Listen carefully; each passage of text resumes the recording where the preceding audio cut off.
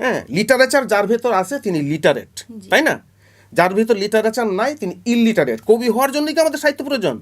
আমাদের জীবনের জন্য সাহিত্য প্রয়োজন, আমাকে মানুষ হওয়ার জন্য, আমাকে নিজেকে সমৃদ্ধ করার জন্য আমার সাহিত্য প্রয়োজন। যেমন সাহিত্যের আরবি ফার্সিতে বলা হয় আদাবিয়াত। আদাবিয়াত আদব, আমরা আদব আদব কথাটা শুনেছি না? আদব ভদ্রতা, আদব কায়দা। আদাবিয়াত বলা হয় সাহিত্যকে আরবিতে ফার্সিতে। আমরা যে আরবি ফার্সির আদাবিয়াত বলি, ইংরেজি লিটারেচার বলি, লিটারেট হতে হলে আমাকে লিটারেচার শিখতে হবে, পড়তে হবে। ঠিক তদ্রূপ আদব শিখতে হলে আমাকে আদাবিয়াত জানতে হবে। আদাবিয়াত আর লিটারেচার একই জিনিস। তো সেক্ষেত্রে আমাদের জীবনের জন্য সাহিত্য পাঠের প্রয়োজন আছে। আমি বলবো যে তরুণরা প্রচুর সাহিত্য পাঠ করবে, সেই সাথে ধর্মীয় গ্রন্থগুলো পড়তে হবে তাকে। কারণ নৈতিকতার যে বেসটা গঠিত হয় ধর্মীয় গ্রন্থ থেকে, হ্যাঁ, সেটাও পড়তে হবে এবং দেশের ইতিহাস এবং ঐতিহ্যকে জানতে হবে। সুপ্রিয় দর্শক, আসসালামু আলাইকুম। প্রীতি ও শুভেচ্ছা জানিয়ে শুরু করছি সেবারু টিভির সাহিত্যানুষ্ঠানে। আয়োজনের পুরো সময় জুড়ে সাথে আছি আমি মুশফিকা নিপা। আজকে আমরা আমাদের সাহিত্যানুষ্ঠানে আড্ডা দেওয়ার জন্য আমাদের স্টুডিওতে আমন্ত্রণ জানিয়েছি একজন সম্মানিত ব্যক্তিকে। তিনি তার লেখা, কবিতা, ছড়া, সাংবাদিকতা এবং নিজের পেশা দিয়ে নিজের জীবনকে গড়ে তুলেছেন অনবদ্য। তিনি হলেন আমিন আল আসাদ। আজকে আমরা ওনার অনবদ্য জীবন নিয়ে আলোচনা শুনব। চলুন শুরু করি। আসসালামু আলাইকুম। ওয়ালাইকুম আসসালাম। কেমন আছেন কবি? আলহামদুলিল্লাহ, ভালো আছি। শুভেচ্ছা আপনাকে আমাদেরকে সময় দেওয়ার জন্য। আপনাদেরকেও শুভেচ্ছা। আমি ধন্যবাদ জানাচ্ছি সেবারু টিভিকে আমাকে এই মুক্ত আড্ডায় অংশগ্রহণের সুযোগ করে দেওয়ার জন্য। কবে থেকে লেখালেখি শুরু করলেন? লেখালেখিটা মূলত স্কুল জীবন থেকেই। তো সেটা বলতে গেলে একটা গল্প আছে, যেটা দিয়ে শুরু করতে হয়। লেখালেখি শুরু করতে হলে পড়তে হয় আগে। প্রথমে তো পড়া, তারপর লেখা।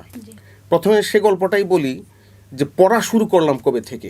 সাধারণত আমরা একাডেমিক পড়াশোনার মাধ্যমে পড়ালেখা শুরু হয়, কিন্তু পড়াশোনা বলতে যে যা বুঝি, বিশ্বজোড়া পাঠশালা মোর সবার আমি ছাত্র, নানানভাবে নতুন কিছু শিখছি দেবা রাত্র, সেই পড়াশোনাটা কবে থেকে শুরু হলো। সেটি আমাকে এই পাঠ্যাভ্যাসের জগতে নিয়ে এসেছিলেন আমার মরহুম চাচা জহুরুল করিম খান চৌধুরী। উনি একজন বইপ্রেমিক মানুষ ছিলেন এবং তার একটা সংগ্রহশালা ছিল, এবং তিনি আমাদেরকে উৎসাহিত করতেন পড়াশোনার প্রতি, এবং তিনি আমাদেরকে নিয়ে পাঠচক্র করতেন, আমাদেরকে বিভিন্ন অকেশনে বই উপহার দিতেন, পরীক্ষায় ভালো রেজাল্ট করলে বই উপহার দিতেন, এবং বিভিন্ন দিবসে তিনি আমাদেরকে নিয়ে বই পাঠের আয়োজন করতেন। তো শৈশব থেকেই আমার ভেতর পাঠ্যাভ্যাস গড়ে ওঠে। বিশেষ করে উনি শিশু কিশোরদের জীবনী গ্রন্থ, ধর্মীয় গ্রন্থ, ইসলামিক ফাউন্ডেশনের ছোটদের বই, মুক্তধারার বই, এবং বাংলা একাডেমি থেকে প্রকাশিত সুন্দর সুন্দর ছড়া বই, বিখ্যাত ছড়াকার কবিদের বই, আল মাহমুদ এর শৈশবের স্মৃতিবিজড়িত একটা জীবনী পড়েছিলাম ছোটোবেলায়। এভাবে আমার প্রথমে পাঠ্যাভ্যাস গড়ে ওঠে। ছোটোবেলা থেকে আমি ছড়ার প্রতি একটা আকর্ষণ অনুভব করি, ছড়াগুলো খুব সুন্দরভাবে পড়তাম। আমি চেষ্টা করতাম যে ছড়াগুলো এত সুন্দরভাবে লেখা হচ্ছে, আমিও পারবো কি না। আরেকটা জিনিস আমাকে উদ্বুদ্ধ করতো, আমি ছোটোবেলা থেকে প্রচুর গান শুনতাম, সেটা যে কোনো ধরনের গান হোক। মানুষ গান শোনে স্বাভাবিক, তখন আমাদের সময় রেডিও ছিল এবং অডিও ক্যাসেট প্লেয়ার ছিল, সেগুলোতে মানুষ গান শুনতো। সেটা ধর্মীয় সঙ্গীত হোক, হামনাথ হোক, এবং বিশেষ করে চলচ্চিত্রের যে গানগুলো আছে সেগুলো হোক, কিংবা ইসলামী সঙ্গীত হোক। আমি এক্ষেত্রে কোনো বাছ বিচার ছিল না, সবাই গান শুনতো, আমিও গান শুনতাম। তো গানগুলো যখন মানুষ শুনতো তখন সাধারণত একটা স্বাভাবিক আনন্দ পাওয়ার জন্যই শুনতো, কিন্তু আমি সেটা না। আমি গানগুলো লক্ষ্য করতাম যে গানগুলোতে কীভাবে অন্তমিলটা দেয়, শেষে লাইনের সঙ্গে লাইনটা কীভাবে মেলায়, ভেতরের শব্দগুলো কীভাবে তারা গীতিকার প্রয়োগ করে, আমি সেগুলো কান দিয়ে শুনতাম। এরপর যখন স্কুলে, তখন আমাদের সময় আমাদের, তাহলে এখানে আমি একটু ইন্টারাপ্ট করি।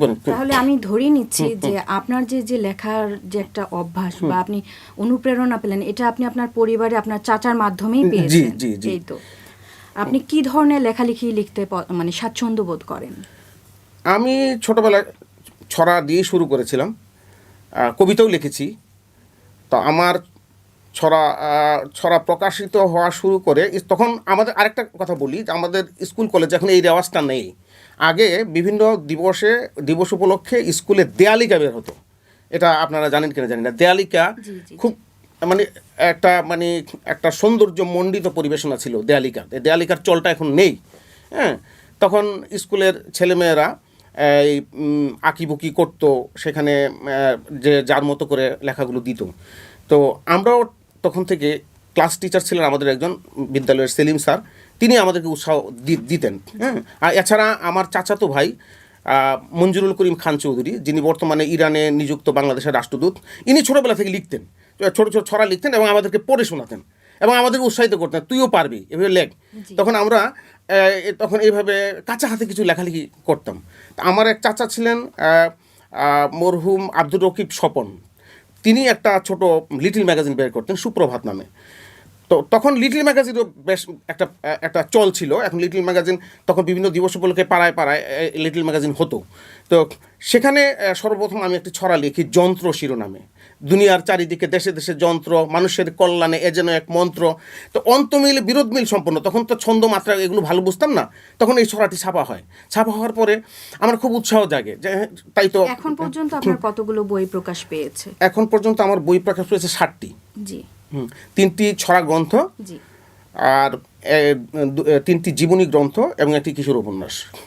কার লেখা আপনার ভালো লাগে আমাদের কবি সাহিত্যিকদের? কবি সাহিত্যিকদের মধ্যে কবি আল মাহমুদ ভাইকে আমার খুব টানে। এছাড়া কবি মতিউর রহমান মল্লিক, তারপর ছড়ায় আরও অনেকে আছেন বাংলাদেশের প্রসিদ্ধ ছড়া শিল্পীদের কিশোর কবিতা, ছড়া, এগুলো আমি পড়ি। মানুষ কিভাবে কবি হয়ে ওঠে?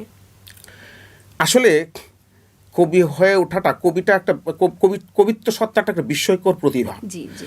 এর কারণ হচ্ছে কবিতাটা ভেতর থেকে বের হয়। একজন নজরুল গবেষক বলেছেন যে কবিতা ভেতর থেকে আসে, কবিতা আকাশ থেকে আসে, কবিতা বাতাস থেকে আসে, কবিতা মাটি থেকে উত্থিত হয়। কবিতা একটা ভেতরের আবেগের ব্যাপার। হ্যাঁ, আবেগের ঘোড়াটা যার ভেতর দুরন্ত, সেই কবি হয়ে উঠতে পারে। কারণ জীবনানন্দ দাশ বলেছেন সকলেই কবি নয়, কেউ কেউ কবি। কারণ দেখেন, ডক্টর মোহাম্মদ শহীদুল্লাহ 18টা ভাষায় পণ্ডিত ছিলেন, কিন্তু তিনি কিন্তু কবি নন। তবে তিনি বলতেন আমি কবিদের গুরু। হ্যাঁ, আমি কবিগুরু। একবার জীবনানন্দ দাশের মৃত্যুবার্ষিকী উপলক্ষে আয়োজিত অনুষ্ঠানে তিনি বলছেন আমি কবিগুরু ডক্টর মোহাম্মদ শহীদুল্লাহ বলছে। সবাই চমকে উঠল, আরে কবিগুরু বলতে তো আমাদের রবীন্দ্রনাথ ঠাকুরকে বলে, তিনি কি করে কবিগুরু হন? তা তিনি বলছেন, হ্যাঁ আমি বুঝতে পেরেছি আপনাদের ভাবাভাবে দেখে আপনারা কি বলতে চাচ্ছেন, আমি কি করে কবিগুরু হই। কবিগুরু রবীন্দ্রনাথ ছিলেন গুরুস্থানীয় কবি, তাকে সেভাবে বলা হয়। কিন্তু আমি কবিদের গুরু, কারণ আমি যে ক্লাস নেই, আমি বাংলার অধ্যাপক, আমি কবিতার চর্চা করি, আমি কবিদেরকে পড়াই। আমার কাছে যারা পড়তে আসে সেই সমস্ত ছাত্ররা কবি হয়, সেই স্থানে আমি কবিদের শিক্ষক, সেই হিসেবে আমি কবিগুরু ডক্টর মোহাম্মদ শহীদুল্লাহ। তো যাই হোক, আমার আলোচনা সেই বিষয় না। আমি বলছি যে তিনি 18টা ভাষায় পণ্ডিত ছিলেন, কিন্তু তিনি কিন্তু কবি ছিলেন না। তো কবিতা হচ্ছে একদম শিল্প, সেটা ভেতর থেকে আসে। বলা হয়ে যায়, এটা কিভাবে নেবেন জানি না, অনেকে বলা হয় যে নবীদের প্রতি ওহী আসে আর কবিদের প্রতি একটা উৎপ্রেরণা আসে, এটাকে এলহামও বলতে পারি। যেমন আজ থেকে 4500 বছর আগে গ্রিসের সক্রেটিস বলেছিলেন যে কবিতা কোনো সাধারণ শিল্প নয়। হ্যাঁ, কবিরা প্রচলিত জ্ঞান দিয়ে কবিতা কাব্যচর্চা করে না, সেটা বাইরে থেকে তার ভেতরে একটা অনুপ্রেরণা এসে প্রবেশ করে, অনুভূতি কাজ করে। যেমন দেখেন, হাজার হাজার বছর ধরে বৃষ্টির পানি মানে গাছের পাতায় পড়ছে, হ্যাঁ, সেখানে পাতা দোলায়িত হচ্ছে, দুলছে, এটা তো সবাই দেখে এসেছে। কিন্তু জল পরে পাতা নড়ে, এ কথাটি রবীন্দ্রনাথের পক্ষে লেখা সম্ভব হয়েছিল। এই প্রথম সেটা মানে কাব্যরূপে পৃথিবীতে এসেছে, জল পরে পাতা নড়ে। কিন্তু হাজার বছর ধরে মানুষ পাতায় জল পড়া দৃশ্য দেখে এসেছে, কেউ তো এভাবে লিখিনি। তাহলে এই কবিতাটা হচ্ছে ভেতর থেকে আসে, এটা ভেতর থেকে অনুপ্রেরণার অনুপ্রাণিত হয়ে নির্গত হয়। আপনি কতগুলো সংগঠনের সাথে জড়িত? আমি আসলে কাব্য চর্চা বা সাহিত্য চর্চার জন্যে আমি শহরের যতগুলো সাহিত্য আসর হয় সেগুলোতে আমি সবগুলোতেই মোটামুটি যোগ দেওয়ার চেষ্টা করতাম। আর আমি নিজে একটি সংগঠন করেছি, সেটা কথা কাব্য ফাউন্ডেশন, সেটা আমার পারিবারিক একটা সংগঠন। পরিবারের আশেপাশের মানুষদের নিয়ে সেটা করা। কথাকাব্য ফাউন্ডেশনের আমি প্রতিষ্ঠাতা সভাপতি। এছাড়া লালকুঠি সাহিত্য পরিষদ নামে একটা সাহিত্য সংগঠন রয়েছে, তো সেটা আমি সাধারণ সম্পাদক। জি, আপনার পেশা লেখা, মানে আপনি সাংবাদিকতাও করেছেন, আবার আপনি একটা চ্যালেঞ্জিং পেশায় আছেন, ব্যাংকিং পেশায়। এগুলোর সমন্বয় আপনি কিভাবে ঘটান? আসলে ওই একটা কথা আছে না, যিনি রাঁধুনি, যিনি রাঁধেন তিনি চুলো বাঁধেন। যিনি যা করবেন ওটা ওই সময় তিনি বের করে নেবেন। পেশাগত জীবনের শেষে অনেকে হয়তো অনেকভাবে সময় কাটায়, কেউ হয়তো বন্ধুদের সাথে আড্ডা দেয়, কেউ দেখবেন যে হয়তো এরকম আছে টাস খেলে সময় কাটায়, বা দেখা গেল যে সারাদিন সে মুভি দেখছে, সেটা সেভাবে সে তার সময়টা ক্ষেপণ করছে। আমি হয়তো আমার ওই সময়টা বেছে নিই, আমি সাহিত্য চর্চাটাকে, লেখালেখিটাকে, বিশেষ করে জ্ঞানের জগতে হাঁটাটাকে একটা একটা আনন্দের বিষয় হিসেবে নিয়েছি, যে এটাই আমার আনন্দ, এটাই আমার সময় কাটানোর বিষয়। তবে ব্যাংকিং পেশাটা একটা জটিল পেশা। আমার মতে যিনি সাহিত্য চর্চা করবেন তিনি ব্যাংকিং জগতে না আসাই ভালো। তিনি হয়তো কলেজের বা বিশ্ববিদ্যালয়ের অধ্যাপক হলে বা সাংবাদিকতা পেশার সাথে জড়িত থাকলেও সেটা একটা সমন্বয়ক পেশা। সাংবাদিকতা তো লেখালেখির একটা জগৎ, সেটার সঙ্গে থাকলে বা মিডিয়ার সঙ্গে থাকলে, এবং সেই সাথে তিনি কবিতা বা সাহিত্য চর্চা করার ক্ষেত্রে তিনি যে স্বাচ্ছন্দ্যটা পাবেন সেটা এই ব্যাংকিং এর জটিল জীবনে তিনি পাবেন না। তবে এই চ্যালেঞ্জিং জবেও আমি এটা চেষ্টা করি আর কি, যে সমন্বয় করে নিতে। একটা জীবনের প্রয়োজনই আমার ব্যাংকে চাকরিটা করতে হচ্ছে। জি, নতুন তরুণ যারা লিখছেন বা শুরু করেছেন তাদের উদ্দেশ্যে আপনি কি বলবেন? তরুণরাই তো স্বদেশ এবং বাস্তবতায় আমরা দেখি যে তরুণরাই তো জাতির ভবিষ্যৎ। এবং আজকে দেখেন পৃথিবীর ইতিহাসে যতগুলো পরিবর্তন এসেছে সে তো তরুণরাই করেছে। সাম্প্রতিক আমাদের বাংলাদেশে যে পরিবর্তনটা এলো সেটা তো জেনারেশন জেড, এটা তো তরুণ। একসময় যে মুক্তিযুদ্ধ করেছিলেন তারাও তো তরুণ ছিলেন। তরুণরাই পাল্টে দিতে পারে পৃথিবী। তো তরুণদের জন্য আমার প্রেরণা হচ্ছে যে আমাদের স্বদেশকে জানতে হবে, আমাদের বোধ, বিশ্বাস, ইতিহাস, ঐতিহ্যকে জানতে হবে। যে জাতি তার ইতিহাস জানে না সে হচ্ছে একটা হতভাগ্য জাতি।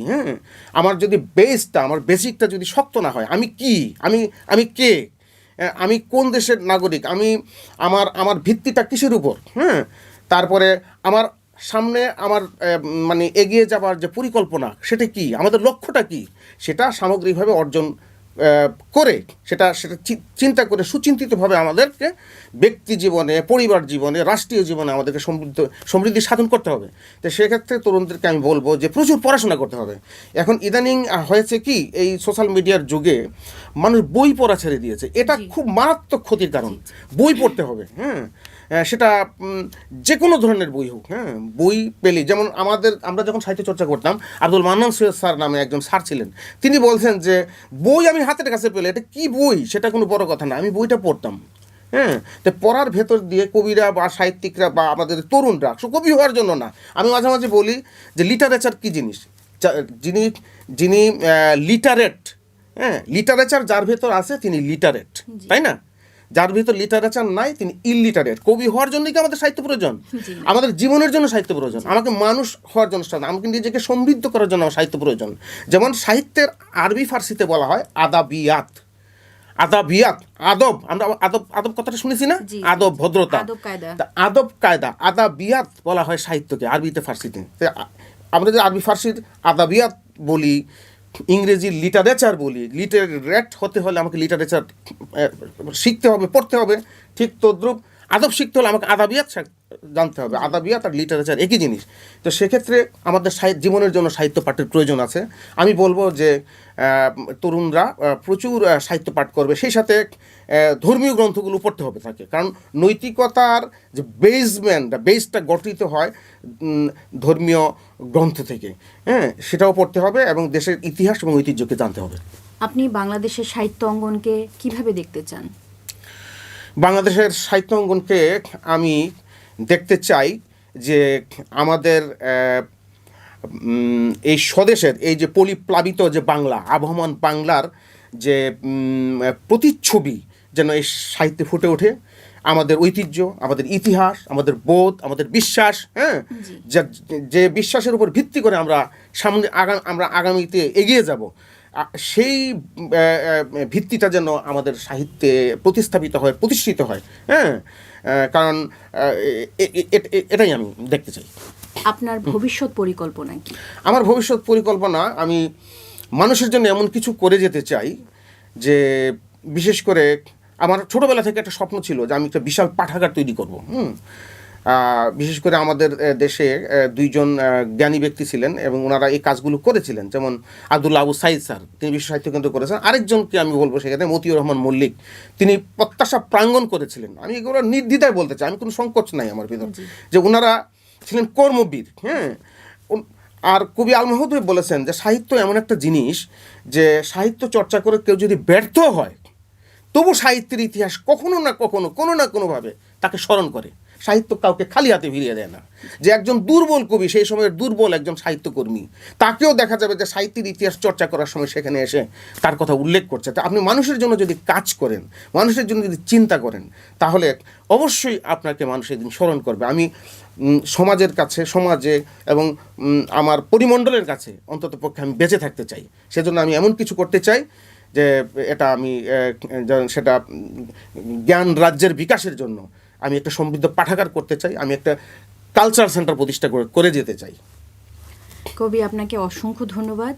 আপনার যে ভবিষ্যৎ পরিকল্পনা আছে, আমি চাই সেগুলো মানে আপনার পূরণ হোক, আপনার মনোবাসনা পূরণ হোক।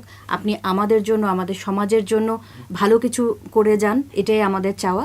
আর আপনাকে আবারও ধন্যবাদ আমাদেরকে সময় দেওয়ার জন্য। আপনি ভালো থাকবেন। আপনাকেও ধন্যবাদ, অশেষ ধন্যবাদ। আপনারাও ভালো থাকবেন। ওকে। সুপ্রিয় দর্শক, বই হচ্ছে এমন একটি বিষয় বা বস্তু যে বই কখনো আমাদেরকে খালি হাতে ফেরত দেয় না। আমাদের কবি আমিন আল আসাদ বললেন যে সংস্কৃতি বা সাহিত্য জানতেই হবে আমাদেরকে। ঠিক আছে, একটা মানুষ বই পড়লে যে তাকে কবি হতে হবে, ব্যাপারটা তেমন নয়। আপনার নিজের বিকাশের জন্য আপনার বই পড়া উচিত, সাহিত্য চর্চা করা উচিত। আমরা আমাদের অনুষ্ঠানের শেষ পর্যায়ে চলে এসেছি। আবার আপনাদের সাথে দেখা হবে সাহিত্যানুষ্ঠানের নতুন আড্ডায়, নতুন অতিথির সাথে। সেই পর্যন্ত বিদায় নিচ্ছি আমি, মুশফিকা নিপা। আল্লাহ হাফেজ।